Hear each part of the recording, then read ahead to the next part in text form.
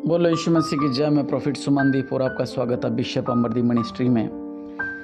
अनुग्रहकारी परमेश्वर अब महान हैं, आज चमत्कार करने वाले परमेश्वर हैं, आप राज्यों का राज्य प्रभु के प्रभु हैं। महान परमेश्वर, और आज की सुंदर सुबह के लिए और सुंदर रात के लिए आपको धन्यवाद देते हैं। आप चमत्कार करने वाले परमेश्वर हैं मेरे पिता। आपने हम पर कृपा करी, आपने हम पर रहम किया कि आपने हमें आज का दिन दिखाया मेरे पिता। अच्छे खान पान के लिए, अच्छे रहन के लिए, अच्छे कपड़े के लिए, अच्छी सुबह के लिए मेरे पिता हम आपको धन्यवाद देते हैं। अच्छे दिन के लिए हम आपको धन्यवाद देते हैं मेरे पिता। प्रभु यीशु मसीह जी आपके नाम से, और जो हमारा आज का टॉपिक है कि आपकी आशीष में रुकावट, इस वचन पर आज हम चर्चा करेंगे, इन बातों पर आज हम चर्चा करेंगे। और हम विश्वास करते हैं कि इस वचन को सुनते और इन बातों को समझते समझते परमेश्वर आपका अनुग्रह मुझ पर हो जाएगा और मेरी आशीष की सारी रुकावटें दूर हो जाएंगे प्रभु यीशु मसीह के नाम से। और मैं विश्वास करता हूँ, मैं विश्वास करती हूँ, आप अंगीकार करें कि मेरी आशीष में जो भी रुकावटें हैं, आज ये रुकावटें जाएंगी प्रभु यीशु मसीह के नाम के द्वारा। हालेलुया। अब मैं बात ये करना चाहता हूँ, मैंने अभी आत्मा में मैंने देखा कि अभी किसी के परिवार में गुस्सा हो रहा है, किसी ने परिवार में अभी गुस्सा किया है या हो रहा है। ऐसी बात जैसे 1 घंटा पहले गुस्सा हुआ हो, लेकिन वो परिवार में अभी क्रोध है, चाहे लड़ झगड़ नहीं है, लेकिन अभी क्रोध है। वो जैसे 2 घंटे पहले झगड़ा हुआ हो। मैं अभी रिकॉर्डिंग कर रहा हूँ, लेकिन मैंने अभी देखा। लेकिन मैं प्रार्थना करता हूँ पहले आपके लिए कि आपके घर में जो भी ये क्रोध हो रहा है, जो भी लड़ाई झगड़े हो रहे हैं, जो भी मारामारी हो रही है, प्रभु यीशु मसीह अपने पवित्र लहू इनके घरों में छिड़क दो, इनके मनों में छिड़क दो। जो भी लड़ाई झगड़े हैं उससे आज़ाद हो जाए। बड़ा अनुग्रह करो, बड़ा चमत्कार करो प्रभु यीशु मसीह आपके नाम के द्वारा। अनुग्रह कर दे मेरे पिता परमेश्वर, चमत्कार करो मेरे पिता और छुटकारा दो इन्हें। अब हम चलते हैं आज की हमारा जो प्रभु ने हमें अच्छा एक टॉपिक दिया कि इस काम के लिए प्रार्थना कर। कई बारी हम प्रार्थना करते हैं, मेहनत करते हैं, विश्वास रखते हैं, फिर भी ऐसा लगता है कि आशीष रुक गई है। लेकिन परमेश्वर चाहता है कि हम उन बातों को पहचानें जो हमारी आशीष के मार्ग में रुकावट बनती हैं, ताकि हम उन्हें दूर करके उसकी महिमा को अपने जीवन में देख सकें। कहीं आमीन। पवित्र बाइबल का पवित्र वचन अगर हम पढ़ते हैं, यशाया 59 की 1 और 2, मतलब 59 की पहली और दूसरी अगर हम पढ़ें, देखो यहोवा का हाथ ऐसा छोटा नहीं हो गया कि उद्धार ना कर सके, और न उसका कान भारी हो गया कि सुन ना सके, परंतु तुम्हारे अधर्म के कामों ने तुम्हें तुम्हारे परमेश्वर से अलग कर दिया है। आशीष में जो आपको रुकावट आती है, देखिए प्रभु का हाथ इतना छोटा नहीं कि आपको बचा ना सके। अपने कहते ना, हाय तंगी, हाय परेशानी, हाय ऐसा हो गया, हाय ऐसा हो गया। साफ साफ पवित्र वचन कहता है कि यहोवा का हाथ ऐसा छोटा नहीं हो गया कि उद्धार ना कर सके, ना ऐसा कान भारी होगा कि आपकी प्रार्थना को सुन ना सके। लेकिन जो आप करते हो उसी कामों के कारण परमेश्वर से अलग हो गए हो। जी मेरी पत्नी स्टाफ में है, वो प्रार्थना कर लेती है। जी मेरा पति, कुछ लोग कहते हैं जी मेरा पति स्टाफ में है, मैंने क्या करना प्रार्थना करके। कुछ लोग परमेश्वर के दासों का आदर नहीं करते हैं, हमने क्या करना, हमारा तो कनेक्शन प्रभु के साथ है। कुछ लोग उनके बच्चों का आदर नहीं करते हैं, सम्मान नहीं करते हैं, उनका ये होता कोई नहीं, हमारा रिश्ता तो परमेश्वर के साथ है।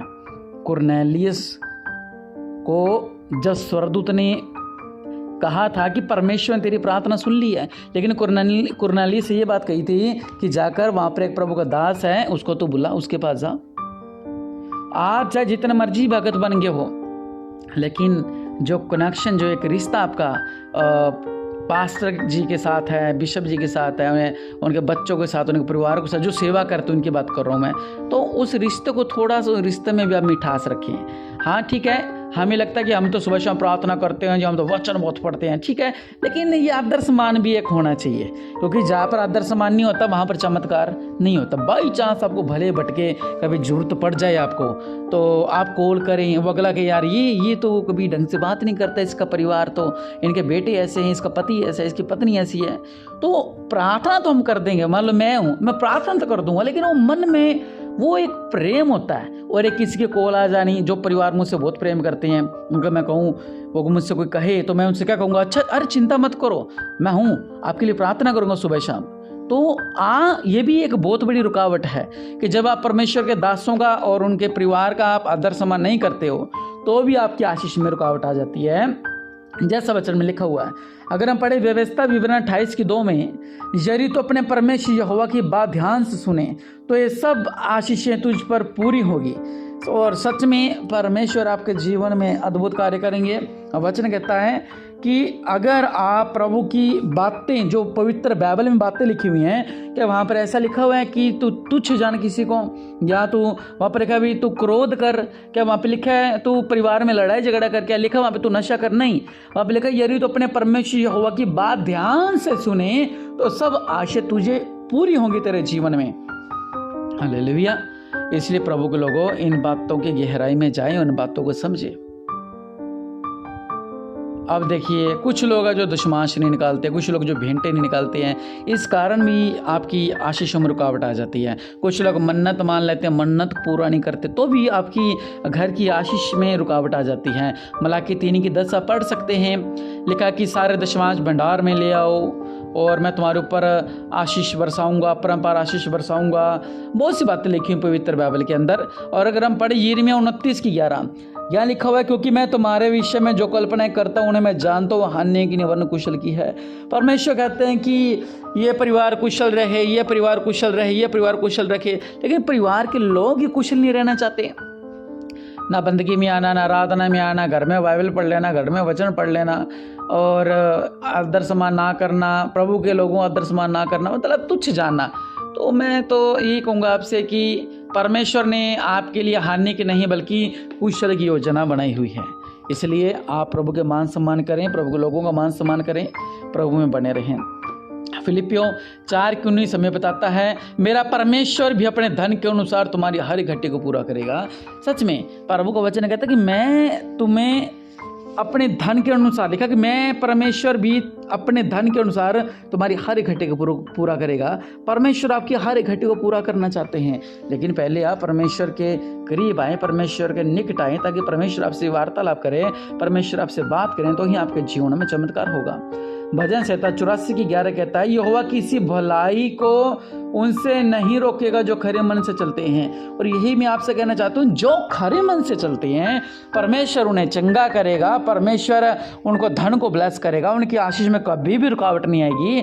जो खरे मन से चलते हैं, जिनके मन में ऐसा चर्च के कामों को लेकर उनके मन में ऐसा कठोरता है, और परिवार के प्रति कठोरता है, सेवा के प्रति कठोरता है कि बार बार सेवा पे जाना पड़ता है, बार बार ऐसा करना पड़ता है, या हम अपने परिवार को रोकते हैं, आराधना करने से हम रोकते हैं अपने परिवार का, अपने बच्चों को रोकते हैं, और ये इसका मतलब आप खरे नहीं हो। आपको अभी बहुत कुछ समझना है, बहुत कुछ जांचना है। ये बहुत सी बातें हैं और जो रुकावटें पैदा करती हैं। अगर हम बात करें, दानियेल की प्रार्थना भी 21 दिन तक उसे प्रार्थना का उत्तर नहीं मिला था। परमेश्वर ने पहले दिन ही उत्तर भेज दिया था, लेकिन शैतानी शक्तियां उस पर उत्तर में रुकावट डाल रही थी। रुकावट का अर्थ ये नहीं कि परमेश्वर ने अपनी प्रार्थना नहीं सुनी, कभी कभी उत्तर मार्ग में होता है। वो परमेश्वर ये देखते हैं, शैतान परमेश्वर में चैलेंज हो जाता है कि ये देखा, अब इसके मैंने प्रार्थना रोक रही है, ये बुड़बुड़ाएगा, ये बुड़बुड़ाएगा, ये बुड़बुड़ाएगा। और जितना मैं जानता हूँ, हम 70% परमेश्वर को हराते ही हैं। बस 30% ऐसे लोग हैं जो शैतान को हराते हैं, 70% जो प्रभु को हरा देते हैं। कैसे? मतलब किसी के परिवार में परीक्षा आ गई है, वो कह रहा है, प्रभु जी मुझे मेरा ये काम नहीं हो रहा है, मुझे बहुत इमरजेंसी है, मुझे बहुत फंसी है, और मेरे पास 3 दिन ही है। अब वो बेचारे ने 3 दिन की आस उम्मीद लगा रखी है परमेश्वर के ऊपर, और वह क्या करता है, प्रभु जी करेंगे, प्रभु करेंगे, प्रभु करेंगे, और लास्ट घंटे में जब समय खत्म होने वाला होता है, जब वो कार्य नहीं हो पाता, शैतान ने उस कार्य को रोका था। कई बार परीक्षा होती है तो हम बुड़बड़ाना शुरू कर देते हैं। शैतान कहता है, देखा मैंने बोला था ना, एंड मौके पे पलटी मारेगा। और जैसे अय्यूब के समय हुआ था, परमेश्वर ने शैतान से कहा, तो कहाँ से आता? उसने कहा, मैं इधर उधर डोलते डलाते आ रहा हूँ। तो कई बार हमारे जीवन में भी ऐसे शैतान डोलते डलाते आ जाता है, लेकिन हमने परमेश्वर का विजय करना है, ना कि शैतान को। यह भी कारण है जिसके कारण हमारी आशीषों में रुकावट आ जाती है। आशीषों में रुकावट के बहुत से कारण हैं। और आज की मैं जो आपसे बात शेयर करना चाहता हूँ ये है कि परमेश्वर आपकी आशीष को रोकना नहीं चाहते। प्रभु के लोगों, कई बार वह आपको तैयार कर रहे होते हैं। जैसे किसान बीज बोने के बाद तुरंत फसल नहीं काटता, वैसे ही परमेश्वर भी सही समय पर आशीष देते हैं। यदि आज आपके जीवन में नौकरी, व्यापार, विवाह, परिवार, सेवा, स्वास्थ्य, आर्थिक रुकावटें हैं तो विश्वास करें, प्रभु यीशु मसीह रास्ता बना सकते हैं। जहां कोई रास्ता दिखाई नहीं देता वहां भी परमेश्वर रास्ता बना सकते हैं। इसलिए घुटनों पर आइए हम प्रार्थना की ओर चलते हैं। कहें, हे स्वर्गीय पिता, हे प्रभु यीशु मसीह, मैं आपके सामर्थी नाम से आपके सिंहासन के सामने आता हूँ। मैं आपका धन्यवाद करता हूँ क्योंकि आप जीवित परमेश्वर हैं, आप विश्वास योग्य परमेश्वर हैं और अपनी संतानों को कभी नहीं छोड़ते। पिता, आज मैं अपने जीवन की हर उस रुकावट को आपके सामने लाता हूँ जो आपकी आशीष को रोक रही है। यदि मेरे भीतर कोई ऐसा पाप, ऐसा घमंड, अविश्वास, शिकायतें, कटुता या क्षमा न करना का भाव है तो आपकी महिमा को जो रोक रहा है तो मुझे क्षमा कर और अपने पवित्र लहू से मुझे शुद्ध कर दे। हे प्रभु यीशु मसीह, मेरे जीवन के हर बंद दरवाजों को खोल दीजिए। जहाँ अवसर रुक गए हैं वहाँ अवसर दे दीजिए। जहाँ नौकरी रुक गई है वहाँ सफलता दे दीजिए। जहाँ व्यापार रुक गया है वहाँ समझ बुद्धि दे दीजिए। जहाँ परिवार में आशीष रुकी हुई है वहाँ मेल मिलाप और शांति दे दीजिए। हे मेरे प्रभु, मैं घोषणा करता हूँ, मेरे विरुद्ध बनाई गई योजना निष्फल हो जाए। अंधकार की हर शक्ति, हर बाधा, हर विरोध, हर शाप, हर आत्मिक रुकावट प्रभु यीशु मसीह के नाम में टूट जाए। पिता, जैसे आपने दानियल की प्रार्थना को उत्तर भेजा वैसे ही मेरे जीवन में भी उत्तर प्रकट कीजिए। जो आशीष रुकी हुई है उन्हें मुक्त कीजिए, जो रास्ते बंद हैं उन्हें खोल दीजिए, जो कार्य अटके हुए हैं उन्हें पूरा कर दीजिए। यहोवा परमेश्वर, आज रात मैं विश्वास करता हूँ कि आपकी सामर्थ्य मेरे जीवन में कार्य कर रही है। मेरे घर पर, मेरे परिवार पर, मेरी सेवकाई पर, मेरे स्वास्थ्य पर, मेरे व्यवसाय पर, मेरे भविष्य पर आपकी कृपा बन रही है। पवित्र आत्मा मुझे सामर्थ्य दे दीजिए कि मैं विश्वास में स्थिर रहूं, प्रार्थना में बना रहूं और कभी निराश ना हूँ। मेरी आंखों को आपकी महिमा देखने दीजिए, मेरे जीवन को आपकी गवाही बना दीजिए। मैं घोषणा करता हूँ कि मेरी आशीष का समय आ गया है।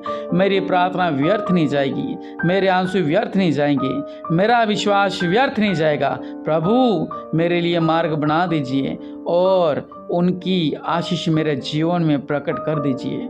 मैं ये प्रार्थना प्रभु यीशु मसीह के सामर्थी और महिमा नाम में मांगता हूँ, आमीन। और आज घोषणा कीजिए, मेरी आशीष में हर रुकावट प्रभु यीशु मसीह के नाम से टूट रही है और परमेश्वर के आशीष के द्वारा मेरे द्वार खुल चुके हैं। कहीं आमीन। निश्चय परमेश्वर आपको ब्लेस करें और जो प्रभु के लिए बीज रहे हैं परमेश्वर आपको भी ब्लेस करें। आप फलवंत हों, आपका घराना ब्लेस हो प्रभु यीशु मसीह के नाम से, आमीन।